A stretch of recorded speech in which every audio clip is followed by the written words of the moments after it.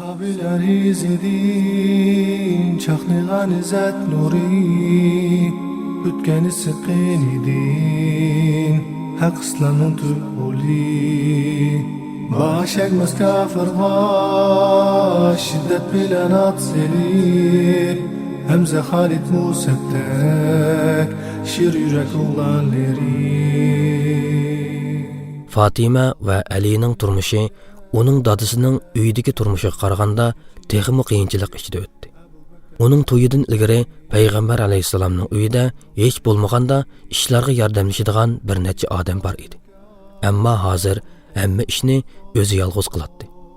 Bundaq ig'ir namratlikdan qutulish uchun Ali suv to'shig'uchi, Fatima qo'noq so'qquchi bo'lib ishladi. Bir kuni u Aliga "Bugun qo'lim qapirib, teshilib ketguchi qo'noq so'qdim" dedi. "Men maydam og'rib ketguchi suv to'shidim" dedi Ali Fatimaga va uningga taklif berib, "Alloh dadangga urush asarlarini berdi. Berib, uningdan bir qo'l so'rab kelgin" dedi. U xolamagan holda Payg'ambar alayhisalomning qishig'i bordi. Payg'ambar alayhisalom uningga "Nima ish bilan kelding qizim" dedi. "Sana salom bergili keldim." U nomus qilib, o'zining nima ishga kelganligini dadisiga deyolmadi. "Qandoq bo'ldi?" so'radi Ali u qaytib kelgandan keyin. "So'rashdan o'yilib qoldim" dedi Fatima. Shuning bilan ular Payg'ambar alayhisalomning qishig'iga birlikda berishdi. Ammo Payg'ambar alayhisalom ularga qaraganda texmi hojatmanlarning borligini aytdi va "Sizlarga bermayman. Ahli suffa, ya'ni masjidda turadigan kambag'al musulmonlar ochliq azobini tortib o'tadi. Ularga berishga yetarlik narsa topolmayapman" dedi. Ali va Fatima sal ruhi tushgan holda uyga qaytib keldi. Ammo shu kuni ular yetib bo'lgandan keyin Payg'ambar alayhisalomning kirishga ijozat so'ragan ovozini angladi. Uni qarshi ilib ikkaylan o'rnidan turmoqchi bo'ldi. Rasululloh sallallohu alayhi va sallam ularga "Qo'zg'almanglar" dedi va yenida o'ltirib, "Sizlar mendan so'ragan narsadan yaxshiroq bo'lgan bir ishni sizlarga aytib beraymi?" deb so'radi. Ular "Bo'ladi" dedi. Payg'ambar sallallohu alayhi va sallam ularga "Jibril menga mundaq o'rgatdi.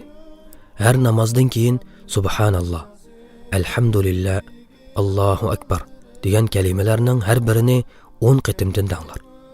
Yotadigan chaqda har birini 33 qitimdan danglar" dedi. Ali keyingi yillarda mundaq degan edi. Rasululloh sallallohu alayhi va sallam bizga shuni o'rgatgandan tortib bir qitimmo tark etmadi.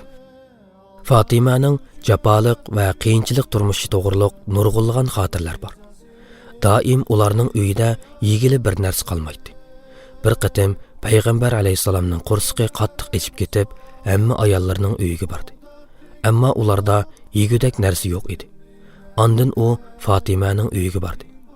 Uning uyidami yegudak hech narsa yo'q edi. U boshqa yerdan ozroq yemaklik topdi. Uningdan 2 non va ozroq go'shtni Fatimaga avatdi. Yana bir qatim Payg'ambar alayhisalom Abu Ayyub Ansariyning uyiga berib, oldiga qo'yilgan tomoqdan Fatima uchun ozroq elib oldi. Fatima mo Payg'ambar alayhisalomning kun-kunlab tomoqsiz qoladiganligini obdan tushunatdi va yeydigan biror narsa topsala uningga avatib beradi. Bir qatim u dadisiga bir parcha arpa ninini olib berganda, dadisi uningga "Bu dadangning 3 kundan beri yegan tunji tamoqi" degan edi. Fatima yuqorqidek mehribonliklar orqali o'zining dadisini qanchalik yaxshi ko'radiganligini isbotlab berdi. Rasululloh sallallohu alayhi va sallam uni haqiqatan yaxshi ko'radi. Bir qatim Payg'ambar alayhisalom Madinaning sirtida qilgan bir safardan qaytib kelibla, oldi bilan ilgirkidekla masjidga berib, odati bo'yicha 2 rakat namoz o'qidi. Ondan ilgirkidekla ayollarning uyiga bormasdan Fatimaning uyiga bordi. Fatima uni qarshi elib, eg'iziga va yuz ko'zlariga so'yib yig'lab ketdi. "Nimishqa yig'laysan?" deb so'radi Payg'ambar sallallohu alayhi va sallam. "Ey Rasululloh sallallohu alayhi va sallam, chiroying tatirib, kasal chiroy bo'lib qopsan. Kiyimlaring ko'nrab, yirtilib ketibdi" dedi Fatima. "Ey Fatima" dedi Payg'ambar sallallohu alayhi va sallam samimiylik bilan. "Yig'lamagin. Allah dadangni yer yuzidagi har bir oilaga, mayli u yezlarda, jilg'alarda yoki cho'l jaziralarda bo'lsin, ta'sirini ko'rsatadigan shu orqali insonlarni sharafga erishtiradigan payg'ambarlik vazifasi bilan avatgan. Bu gaplar bilan Fatima suyumlik dadasiga topshirilgan bu nihoyat mushkul va oxiri chiqmaydigandek tuyuladigan payg'ambarlikning g'albisini ko'rgandek bo'lib, rahimsiz reallikqa untinsiz bardoshlik berdi. Fatima oxiri payg'ambar alayhisalomning uyiga yaqin bir uyga ko'chib keldi. Bu uyni ansorlardan biri payg'ambar alayhisalom qizi bilan qo'shni bo'lib o'ltirishdan xushal bo'lganligini bilib hadiya qilgan edi. Ular birlikda xushallikdan, g'albidan tang bahramon bo'ldi. Qayg'u hasarat va ig'irchiliklarni tang ko'tardi. Madinadagi nihoyat jiddiychilikka to'lgan kunlar va yillarni birlikda o'tkazdi. Hijratning 2-yilining o'ttirlarida hadisi Ruqiya qizitma bo'lib qoldi va qizil chiqib qolib, og'rib yetib qoldi. Bu mashhur Badr g'azitidan sal burunqi ish edi. Uning yo'ldoshi Osmon uningga hamroh bo'lib, g'azotga chiqolmadi. Ruqiya dadasi g'azotdan qaytib kelishdan sal burunla vafot bo'ldi. Payg'ambar alayhisalomning g'azotdan qaytib kelgandan keyingi tunji ishi uning qabrisini yo'qlash bo'ldi. Fatima mo uning bilan birga edi. Rasulullohning yaqin oilasidagilar ichida Ruqiya Xadijaning vafotidan keyin vafot bo'lgan tunji kishi edi. Fatima hadisidan ayrilganiga qattiq qayg'urdi. U qabrining yanida dadasi bilan o'ltirgan chaqda ko'z yoshlari yomg'irda quyilib ketdi. Dadasi sallallohu alayhi va sallam o'zining ridosi bilan ko'z yoshlarini surtib, uningga tasalli berdi. Rasululloh sallallohu alayhi va sallam shuningdan ilgariroq o'likka yig'lashni man'i qilgan edi. Ammo bu xato tushunib qilindi. Hamda ular qabrdan qaytib kelgan chaqda Umarning Badrda shahid bo'lganlar va Ruqiya uchun yig'layotgan ayollarga g'azab bilan to'g'layotganligini angladi. Umar, ularni yig'lig'ili qo'y, dedi payg'ambar sallallohu alayhi va sallam. Qalbdan va ko'zdan chiqqan narsa Allohdan va Allohning rahmatidan bo'ladi. Qo'ldan va og'izdan chiqqan narsa shaytondan bo'ladi. Payg'ambar alayhisalom qo'ldan deyish orqali maydillarga mushtlab, yuzlarini tatlab yig'lashni ko'zda tutsa, og'izdan deyish orqali ayollarning boshqalarga istoshlik qilganligining belgisi qilib olgan qo'shoq qo'shib, un selib yig'lashni ko'zda tutgan edi. Osmon keyin payg'ambar alayhisalomning yana bir qizi Ummu Kulsumni nikohiga oldi va Zinnurayn, ya'ni ikki nurning egisi deb ataldi. Ruqiyaning vafotidan keyin eg'ir qayg'uga cho'mgan bu oilada barliq mu'minlarga bir xushallik bo'lib, Hijriyaning 3-yili Ramazon oyida Fatima yengidi. Payg'ambar alayhisalom yangi tug'ilgan bovoqning quliqiga azon o'qib, chiroyliq degan ma'noni bildiradigan Hasan degan ismni qo'ydi. Bir yildan keyin Fatima ikkinchi bolasini yengidi. Uningga kichik Hasan degan ma'noda Husayn deb ism qo'yildi.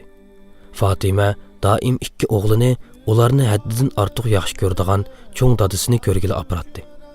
Keyin payg'ambar alayhisalom ularni masjidga elib bordi. Ular u sajda qilganda dumbisiga yomishib chiqib o'ynaydi. Payg'ambar alayhisalom kichik navrisi Zaynabning qizi Umamani ashundoq o'ynatdi.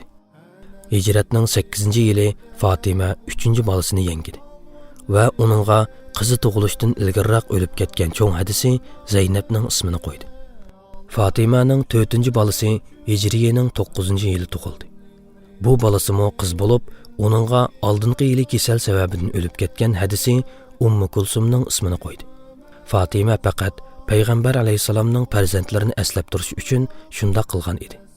Payg'ambar alayhisalom o'g'illarining hammasi balalik vaqtida o'lib ketgan bo'lib, Zaynabning 2 bolasi Ali va Umamamo kichik o'lib ketgan edi.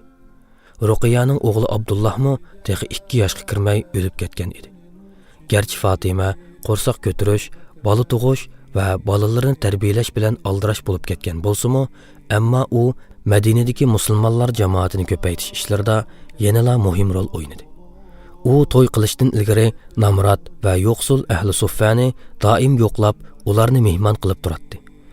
Uhud g'azida oyoqlashishi bilan u boshqa ayollar bilan birga urush maydoniga berib, shahid bo'lganlar uchun yig'ildi va dadasining jarohatlarini doğrulab tengib qo'ydi.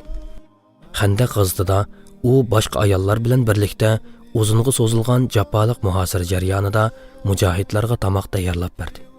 O'zining chidirida musulmon ayollarga imom bo'lib namoz o'qidi. Keyin shu yerga musulmonlar muhofizat qiladigan va ixlos qiladigan 7 masjidning biri Fatima masjidi deb atalgan masjid bino qilindi. Fatima Hijriyening 6-yili Hudaybiya sulhisidan keyin payg'ambar alayhissalom umra qilgandimi uningga hamroh bo'ldi. 2-yili u va hadisi Ummu Kulsum payg'ambar alayhissalom va kuchlik musulmonlar jamoati bilan birlikda Makkani fath qilishga qatnashdi. Aytilishicha, bu chaqda Fatima va Ummu Kulsum ikkilisi onasi Xadichaning uyiga ziyorat qilib, o'zlarining balalik chaqlaridagi asliminlarni va payg'ambar alayhissalomning payg'ambarligining dastlabki vaqtlaridagi uzun muddatli ko'rashlarni eslagan ekan. Hijriyening 10-yili Ramazon oyida payg'ambar alayhissalom vidolashish hajiga berishdan sal burunroq Fatimaga texi hech kimga aytib bermagan bir maxfiyatlikni aytib berdi. Jibril menga Qur'onni yilda bir qatim tilovat qilib beradi. Ham menmo shunday qilatdim. Ammo bu yil u menga 2 qatim tilovat qilib berdi. Men umrimning oyoqlashayotganligini his qilyapman. Vidolashish hajidan qaytib kelgandan keyin payg'ambar alayhissalom haqiqatan qattiq og'rib qoldi. Uning oxirgi kunlari ayoli Oyshaning hujrasida o'tdi. Fatima uni yo'qlab kelsa, Oysha dada bola ikkalanni yolg'iz qoldirib chiqib ketadi. Bir kuni payg'ambar alayhissalom Fatimani chaqirdi. U kelganda payg'ambar alayhissalom uni so'yib qo'yib, ondan qo'lqig'i pichirladi. U yig'lab ketdi. Ondan yana qo'lqig'i pichirlagan edi, u kuldi. Oysha buni ko'rib so'radi: "Ey Fatima, nima uchun birdam yig'lab, birdam kulasan? Rasululloh sana nima dedi?" Fatima javob berib, u boshda o'zining uzunliq qilmay Parvardigori bilan ko'rishadiganligini aytgan edi, shunga yig'ladim. Ondan u menga yig'lamagin. Sen oilamdagilar ichida menga qo'shilganlarning tunjisi bo'lasan degan edi, shunga kuldim dedi. Hurmatli payg'ambar sallallohu alayhi va sallam vafot bo'lib ketgandan keyin Fatima nihoyat qayg'urib ketdi. Sahobalar doim uning yig'layotganligini ko'radi. Sahobalarning birisi Rasulullohning vafotidan keyin Fatimaning kulib boqmaganligini aytdi. Suyimlik dadisi payg'ambar sallallohu alayhi va sallam vafot bo'lib 5 oydan keyin Ramazon oyining bir atiganligi Fatima odatdan tashqari xushalliq va shodlikqa to'lgan holda uyg'ondi. Shu kuni tushdan keyin u holidan xabar elayotgan Salama binti Umaysni chaqirib, ozroq suv so'rab g'usl qildi. Ondan yangi kiyimlarini kiydi va xushburoq ishlatdi. Ondan Salamadan o'zining karvatini qo'rg'iga olib chiqib qo'yishni o'tindi. Yuzi osmonga qargan holatda yo'ldishi Alini so'radi. Ali kelib Fatimaning qo'rg'ining o'ttirsida yotganligini ko'rib hayron qilib, uningdan nima ish bo'lganligini so'radi. U kulib turib, "Men bugun Rasululloh sallallohu alayhi va sallam bilan ko'rishiman" dedi. Ali yig'lab ketdi. Fatima uningga tasalli berib, bolalari Hasan va Husaynning holidan obdan xabar elishni, o'zini motam murosimi o'tkazmayla dafn qilib etishni aytdi. U yuqoriga tikilib qarab etib, ondan ko'zini yumdi. O'zining ruhini buyuk yaratquchi Alloh subhanahu va taologa topshirib berdi. Nurluq ayol Fatima bu chaqda oralla 29 yoshda edi. Allah uchun faqat Rabbning rizasi dilligi armonlari Ketti Ömer'e Osman Nahdi qo'g'dab tek turib Anas ibn Nazirda ummatning polvonlari